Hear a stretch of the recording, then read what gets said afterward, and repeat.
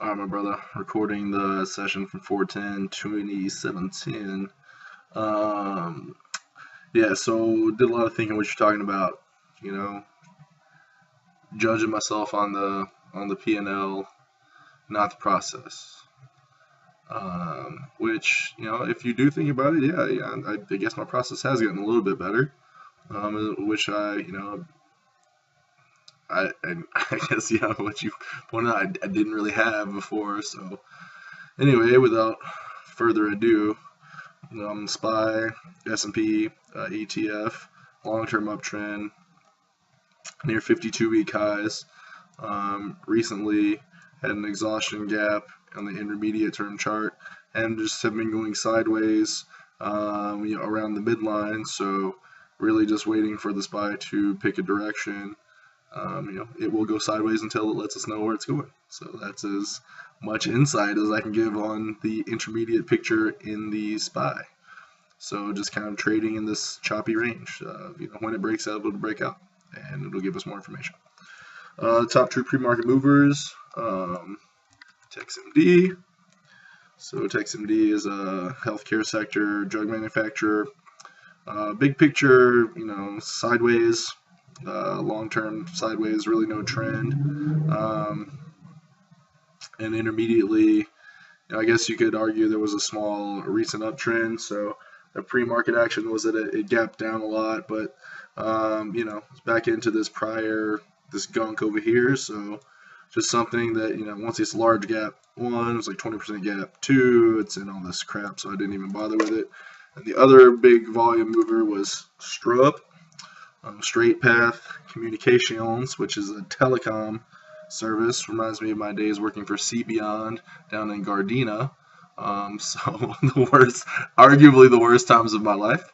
But yeah, anyway, got me to the point where I'm in Korea now, so it's good. So STRP, telecom company, coming off a long-term base, if you look at it that way, but I mean, hell, this thing gapped up 170%. So I would quantify that as a large gap on the highest volume day, and now it's trading in a super tiny 20 range.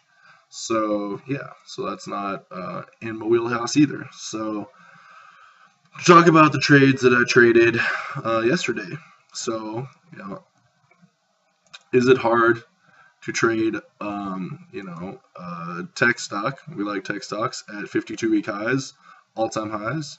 That intermediately has been going sideways. Setup is that it takes out the 52-week high on above average volume being the trigger, and then intraday to buy a flag at 36.68. So there's 36. So we're 36.68, man.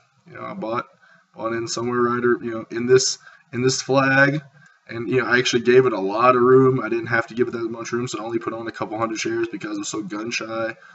But hey, if I wait, as you said, if I wait for this A+ trade, that's all I need all week to make money. Even this, couple $100 a week, I'd be super duper happy. And it's just waiting for good setups, waiting for this obvious play. And there are plenty of spots, could have added, or added here, added anywhere in here, up here, pretty much all the way to the end of the day. And you're right, there was a definite place to exit. So, that was the setup, the trigger, and the entry. It's right there. And I had one good trade, and I think I ended up getting out somewhere around here. I sold 37.88. So, somewhere in there. So, I mean, pretty much got the meat of the move. $1.24 on a couple hundred shares. I mean, that didn't break the bank, but it was a good trade. So ESPR, biotech, we like biotechs, coming off a long-term base and a recent uptrend. Intermediately, the past 3 months, making higher highs, higher lows, pulling back to the midline, and going sideways for 1, 2, 3, 4, 5, 6, 7, 8, 9 days. Finally breaking out of those highs, which I like the 15-minute chart to identify levels, and you can see this actual level where it's going sideways was a over-under level that I would call like a 7 for sure. So, I bought ESPR at 37.70. All my dots are gone, and that sucks, a big one.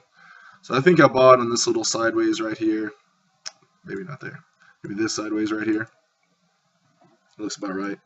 And I knew my risk was down here, so I didn't buy very many, 200 shares. But I ended up, putting my risk like, 50 cents away. I knew the real stop was kind of under this low. So, what, as you said, it was kind of like just kind of like choppy, whippy. I mean, it ended up being a good trade, but what I saw was LL setting up. So, if maybe I get stopped out in here because I did have my stop at the right place, I think it was somewhere 50 cents away, from wherever I entered. So, I mean, I think I was safe from wherever I entered. But it was just not like cleanly trending like I like, and you said, it's okay to pass on that. So I just took my small winner because I saw LL setting up so much. So, ESPR, hey, one good trade. Look at that, 2 in a row. And then ESPR, what's the setup here? You call this a long-term uptrend because the left side of the chart is lower than the right side of the chart. We're at 52-week highs, coming off recent intermediate volume and a recent intermediate uptrend. Volume was good on an upthrust. 3-day sideways with the last day being a super narrow range day. So expecting a breakout, as you said. Was I blind to this? Actually, I saw the breakout happen. I had my lines drawn. I've already deleted them. But I had, my line up here, or wherever the hell the prior day's high was. So, I mean, I had that line here. When we broke out, I didn't take the trade. I just, something about it was just, not looking good to me. And I think maybe it was the time of the day. I was, wanting it to be later in the day. Just the volume didn't look good. Just something was just, not screaming to me that, I wanted to take this trade. Whatever it was, I didn't take the long, and then I saw the lower highs into the level. I had another line here where my alert got hit the low of day, and I actually missed this, prior support becomes resistance entry. I don't know why I got alerted, down in here. I don't know what was going on there. So anyway, this is a prior day's low. This kind of line right here. So I used the window. So that was my setup. My trigger was we traded below the prior day's low. So now we're below the prior 2 days low trigger. We've got the lower highs intraday. Made the window prior support became resistance, so I shorted right in at 22.45 right there. So I mean, should have exited right in here. I think I ended up getting out at 22.27. So somewhere more like in here. The reason I held is because this little up retracement, and there was this huge volume climax that you were talking about, but it's all happening kind of around the 12 o'clock area, and so I was thinking, maybe we come back and test this prior support level and maybe have another leg down. What's going against us? Well, the trend is up. The long-term trend is up. Maybe just holding for a winner too much, but hey, had a winning trade, right? So made some money. Made money in Momo, made a little money in ESPR, but it's not about making money. It's about me following a process all the way in a whole day with good setup, trading 3 stocks with setups, triggers, and entries, and good entries. At that, ESPR kind of questionable, but hey, pretty sweet. S-Power, I don't know how you had this on your. I see the setup that you're talking about. Maybe the above average volume.